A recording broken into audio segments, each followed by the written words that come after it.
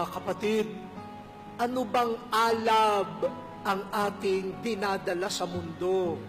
Naku po, minsan ang dala-dala natin ang alab ng galit, ang alab ng inggit. Pag nakita na, mas mataas ang grade niya, nag-aalab tayo. Pag nakita natin, bakit siya? Isang nobena lang sa St. Jude, nagka-boyfriend na. Ako, 88 years na akong nagno-nobena, wala pa rin. Nag-aalab sa inggit, sa inis.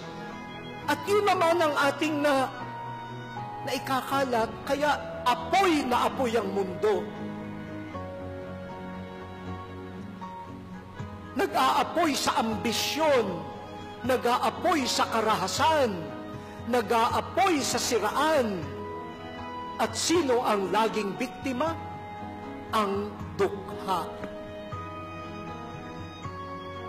Let us change the fire that we spread.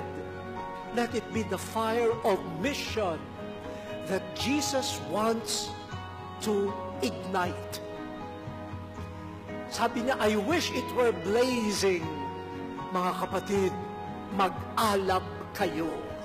Pag-uwi ninyo, sana yung makakatabi niya, uy, nakakapaso ka. Sabihin mo, kasi nag-aalab po ako sa pagmamahal sa mga dukha